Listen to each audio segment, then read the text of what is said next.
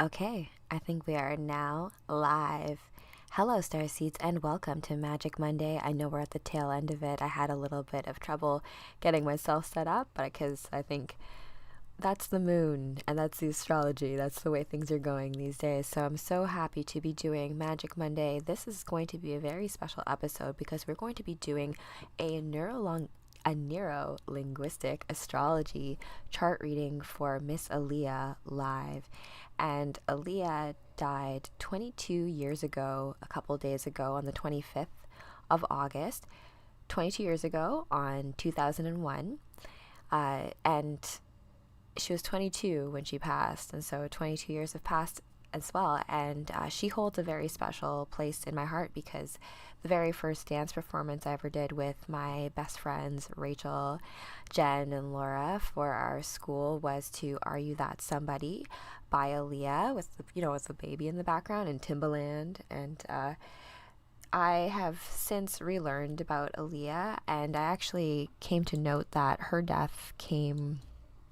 It's a very suspicious death, that one, and we're going to go over it because we're going to be doing both a birth chart reading as well as a death chart reading for Miss Aaliyah, the princess of R&B, and definitely her music is something special. Her voice was something very special. One in a million. Age ain't nothing but a number. There's a whole thing with R. Kelly as well, which I think we can kind of go into as well, because that's also relevant to I think how women can be abused, those who are very Venetian. Aaliyah has a lot of Venus placements in her chart, and we're going to get into all of that stuff, and just as also a way to give homage and ode to Aaliyah. I still miss you, girl. You still have influence on me. And this idea of being a dancer, she graduated with a 4.0 average.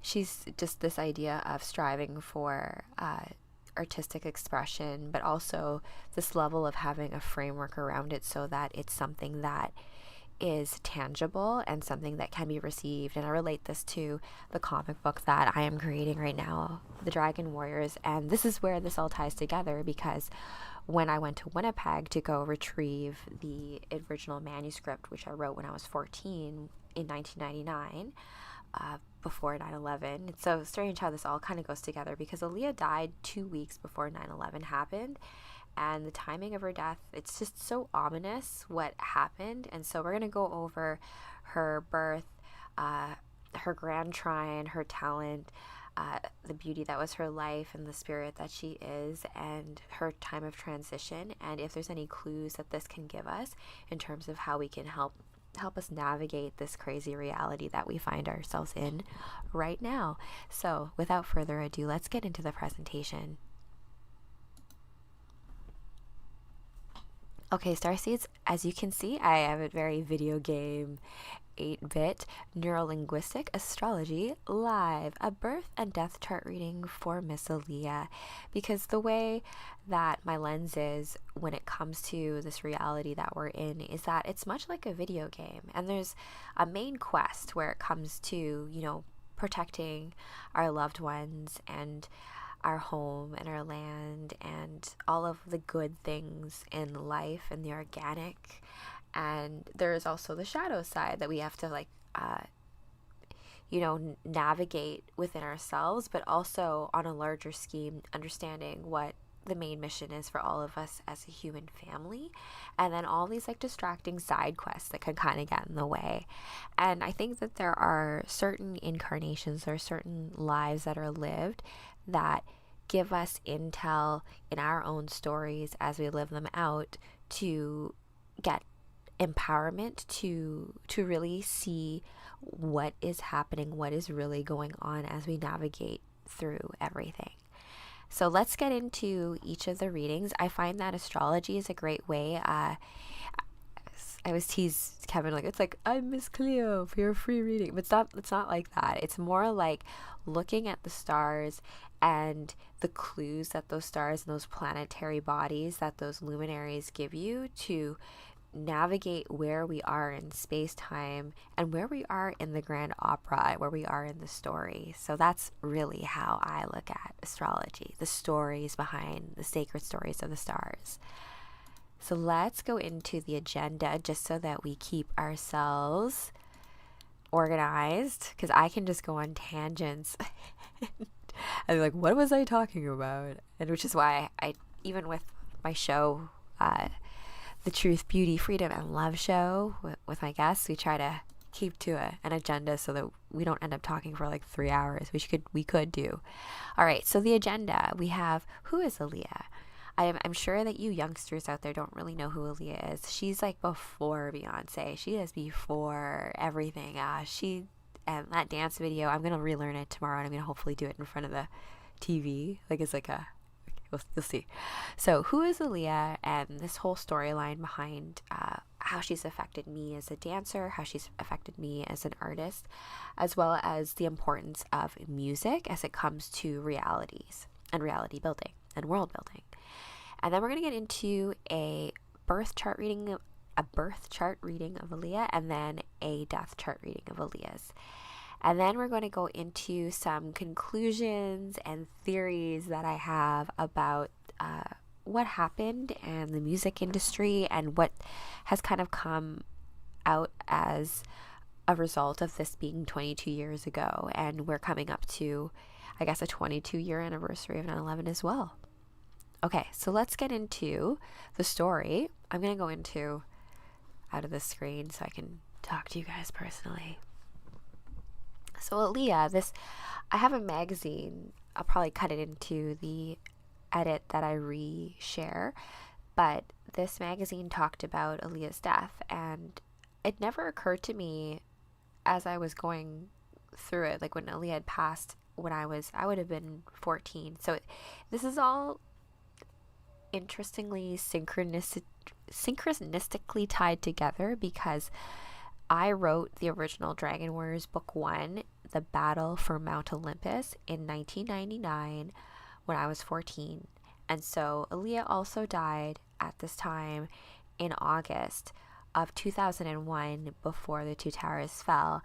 And I have very vivid memories of when the two towers fell. I was in grade 9, and the teacher had wheeled in this TV, and we watched the whole thing. And it's such a crazy thing. I was talking to Kevin about this. Like, we wouldn't have really known that this had happened unless we were watching this whole thing on TV. And so the power of that medium, right? The power of moving pictures, the power of light and sound to create a story in our minds. Because what we see as we create those stories doesn't happen out there. It happens internally. And so how we have evolved over time to, CGI and video games and VR, all these different ways in which we are crafting stories to share what our internal world looks like to others, that is all amped up since that time. And things have changed over that time too. We had a lot of military enforcement. Travel was never the same after 9/11 happened. And as it comes to Aaliyah, her music was apparently stifled or blocked. Her uncle was actually also her manager. That can always get a little bit tricky as well. And Aaliyah's also Gladys Knight's niece. That's interesting. So there's some DNA genetics of being really talented, and we're gonna get into the strange circumstances of her death in a moment. But before we get into her birth chart, my personal relationship to Aaliyah's music is, yes, Are You That Somebody? When it's like the first dance performance that me and my friends in the basement, we like got together, and how we would learn dances. Like, this is in Winnipeg, right? We don't have like cool dance classes like we have here in Toronto to like learn the choreography of things. So she has this video where she does a lot of these cool like dance moves, and there's this ending scene where she does like heels with like partners. And so we did the whole thing. We learned the whole thing. We used each other as partners, and we performed it for our school. We got like huge ovation. It was great. And it was like my first taste of putting together a number and doing that, even though I borrowed those moves from Aaliyah. And those moves I still keep to this day, to freestyles that I do as my body language as an artist, as a as I dance and stuff. So I've realized, along with video editing, there's a way of weaving that together to tell a story that's a bit more cohesive, to speak about the more ineffable themes of things like beauty and truth and freedom and love. And that's all kind of thanks to like influences like Aaliyah. And this birth and death chart reading is just a way to bring light to this beautiful soul was taken just like way too soon. And I would have loved to like collaborated with her in some sort of way, had things maybe in another universe. We are great friends, so maybe that's why I'm doing this right now. So I miss you, Aaliyah. Rest in power. All right, so let's get into her birth chart.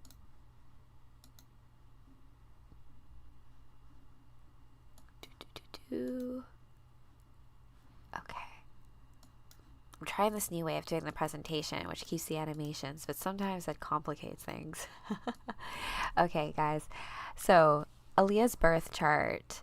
She was born on January 16th of 1979 at 8:43 a.m.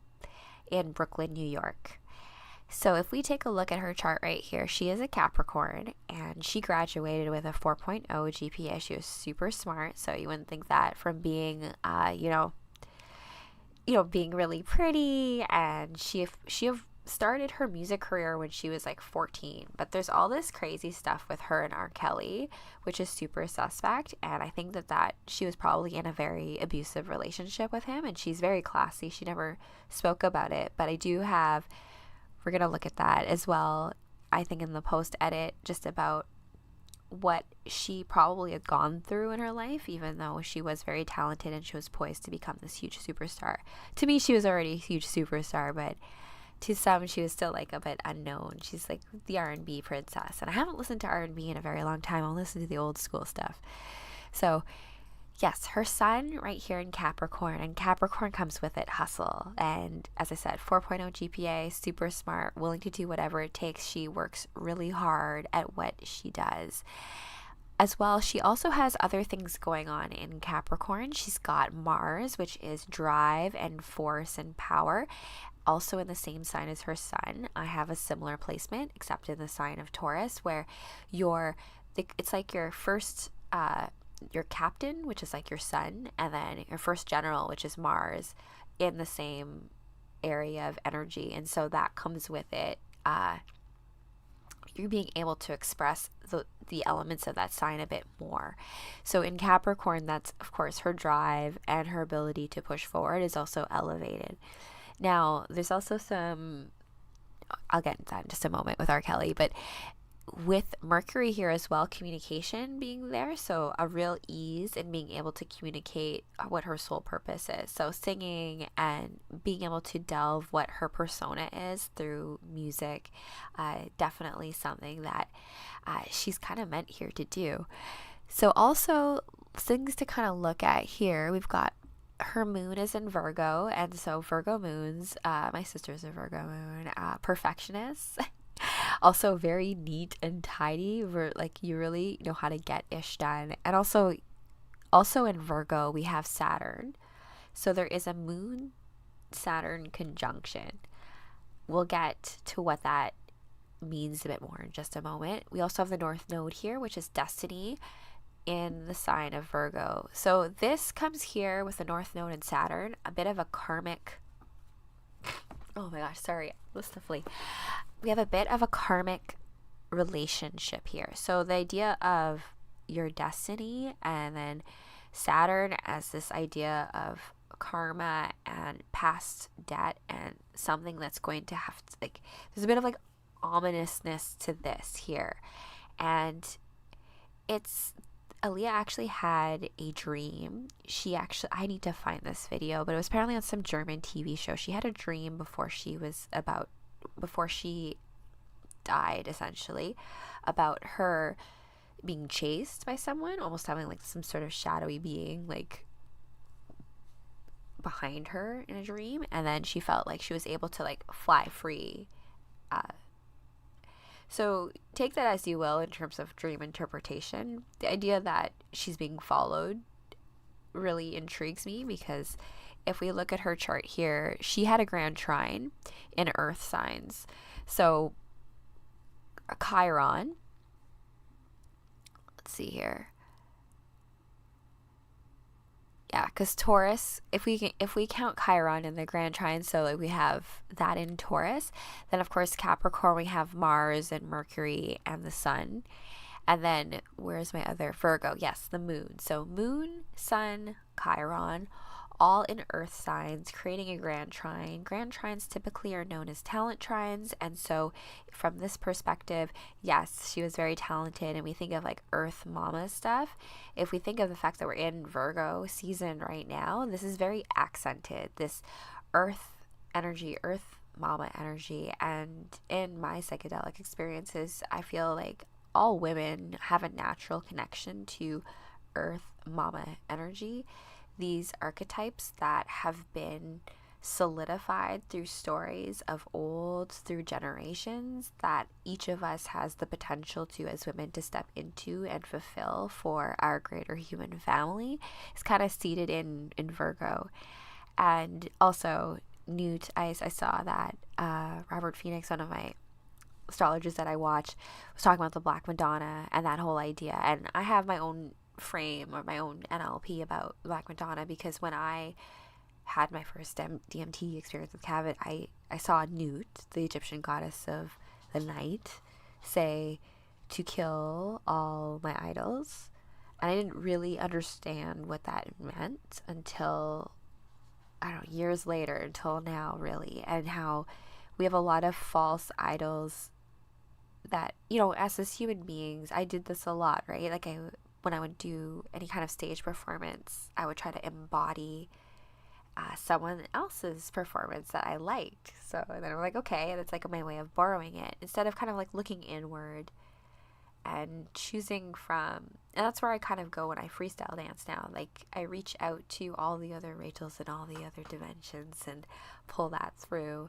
Or like Supergirl, or any of these fun archetypes that I've been so blessed to be able to have their stories, because since I was 3, my dad read me a book before bed, and I have all of those stories in me and my imagination, and that's what's helping to fuel the Dragon Warriors. And Aaliyah, she did the movie Romeo Must Die with DMX, and DMX R.I.P. as well. It's also gone. They play brother and sister, and Jet Li falls in love with Aaliyah, and it's time to die, Romeo. That's the only reason why it's called Romeo Must Die. But that was her first debut, and then her next movie was, of course, I think it's Queen Akasha in Queen of the Damned. And this is controversial, right? Because she died after this movie, and the movie had not been released yet. And it's a very, it's a dark movie, and it wasn't well received by critics.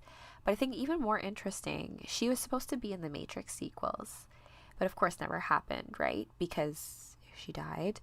But in terms of this, there's definitely some karmic influence with Saturn and Destiny and Virgo and the moon all being there. How that expresses is very dependent on the fact that of other forces that are around, right? Because we can't just, that's the reason why we do synastry as well, right? When we as a planet, we bounce off others. So other things to look at here is that she I lost my train of thought, sorry. We have Leo here as well. Jupiter is in Leo. That's expansive, and in the sign of Leo being a performance aspect, we can see that there. The other thing I wanted to note was that she is a true artist in the sense of having a lot of Venetian aspects. So in terms of planets being ruled by Venus, we have Libra and Taurus, but the idea that Virgo being this sign of femininity and Venus is very much expressed. I have to get into a later update as to how she is very much Venetian in the sense of planetary rulers and planetary placements in terms of where they're exalted. When we're talking about Venetian energy, we're talking artistic relationships. And so relationships, if we look at where Venus sits here, right here on her midheaven, relationships are very involved with what her work is. And her relationship with R. Kelly, I was looking into this, and they apparently got married in 1994. Like the secret marriage, there was forged documents so that, because she would have been 15 at the time, and there were documents forged to pretend that she was 18 so she could marry R. Kelly. There was also rumors that she was actually pregnant in this, so they had a sexual relationship when she was underage. And this is like no surprise now considering all the stuff that has come out about R. Kelly, but I think that this was more intertwined with it because it's not like R. Kelly wanted to marry any of these other girls, and of course she was very talented. So the strange, like, where work is intertwined with relationships and how she sees herself. And she never even talked about her relationship with R. Kelly. The only thing that Damon Dash, her fiance who survived her, has said is that she said he was a bad dude. Some bad stuff happened. I have a bad feeling about like what happened in that relationship and how the power, like what she must have gone through, having her career tied to that, to R. Kelly, and then the fact that her manager was the one who hooked that all up.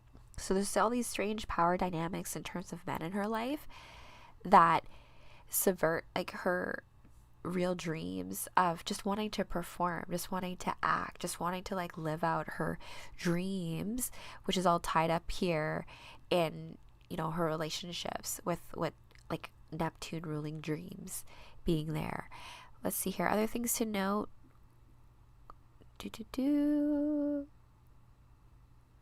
Well, for now, I'm not going to go into much more.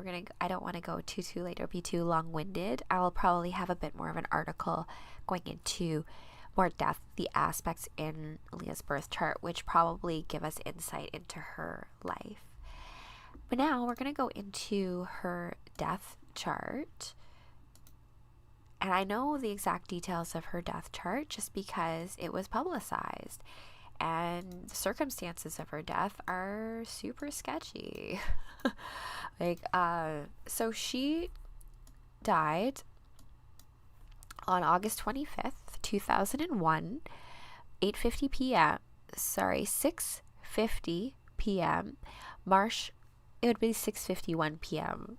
ish, around that. I will get into why in just a moment. Marsh Harbor in the Bahamas. So there was an actual airport that took off with Aaliyah and 8 of her friends, and it crashed 1 minute later after takeoff, and everyone died. There were 2 that died in the hospital, but Aaliyah had apparently died instantaneously of a head injury, and they went into detail about how she had a weak heart, and I don't know why that was the focus of those news stories. But for now, let's take a look at the angles and clues that we can find from her time of death.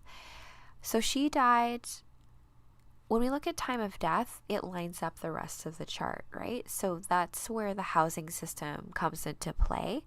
And if we see here 12th house now has Neptune in it, and in the sign of Aquarius, with the ascendant being right there because of the time of death.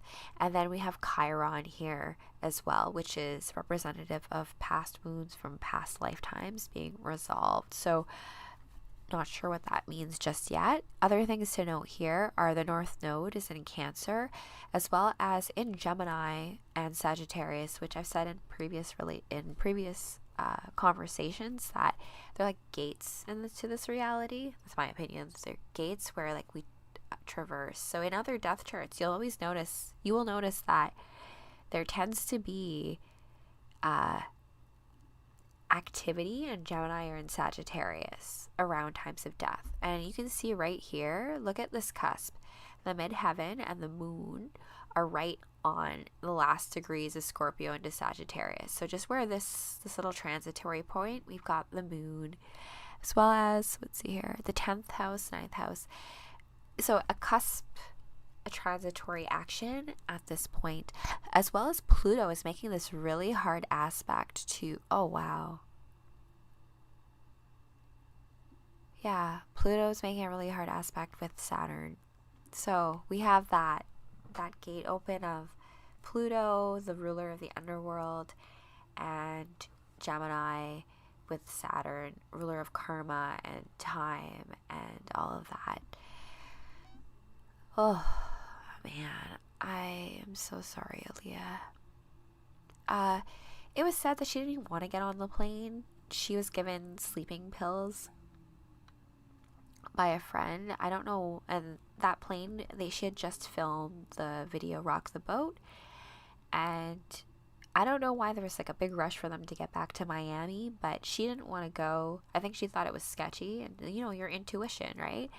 And someone gave her sleeping pills and she wasn't even awake when this whole thing happened, which makes me feel horrible. And my big hope with this story is that there's peace that she can find as she is free from this world where, as much as she was talented and was able to like sing and dance, it's also like this cloud of like what R. Kelly was like tied up with her career. So I bet she probably felt a little bit trapped in the sense of, you know, the music industry, what this does to young women, what you have to do. I know this from experience. Like, you feel like your own beauty isn't yours, that you don't have any say in how that gets presented, but you do, right? And I'm trying to create something now that, like, for women to have something where like you have more power over what your image is. And she did craft that image for herself, right? She like had like, I love her vibe. I used to emulate what her, like, her, you know, like the little tank top and like the baggy pants and like bandana, like, sick. She's so pretty. I loved her so much. But I just mean that that industry is so sketchy. And I was reading this. I'll switch back to this screen. I was reading this, the Multiversity gift for my sister, and in it there's a boat that all of the heroes, because the multiverse is under attack, and so the main guy, Superman's black in this actually, but one of them is 52, so one of them is so each one of them, and there's also Sea Queen, which is like Aqua Woman kind of, so like different realities have all come together. But they take this boat, and this boat is actually made of frozen music. And so how they actually get to the different realities is different pitches and different keys, all part of the same song. And so if we think about that music and how it's related to the multiverse, and me and Kevin watching oh my gosh, I'm gonna end this stream very soon because my body's like, oh my gosh, you need to get some tea and I'm gonna go to bed. But I'll end it with this, that music's very important to the way that this reality functions. And even in Promethea, this idea that there's just different densities and different notes. And if we think of like a record, and how there's all these different songs that are on the same album, and like what track you're on and what song you're on is going to be different, but you're all part of the same thing too, right? So there can be bleed through within it, but ultimately each track is supposed to be its own track. We talk about this even with our cells, like each cell, you know, your heart cell, your eye cell, everything's supposed to be doing what it's supposed to be doing, because the functionality of the whole depends on everyone doing what we are meant to be doing. And Aaliyah was meant to be doing what she was doing. Unfortunately, there always tends to be this thing, this like darkness, this shadow of trying to control it, instead of us having the confidence within ourselves to see where it takes us and having the organic collaboration with other beings so that we can make it a real thing. And I feel like, let's see here if this actually, oh yes, I have a conclusion.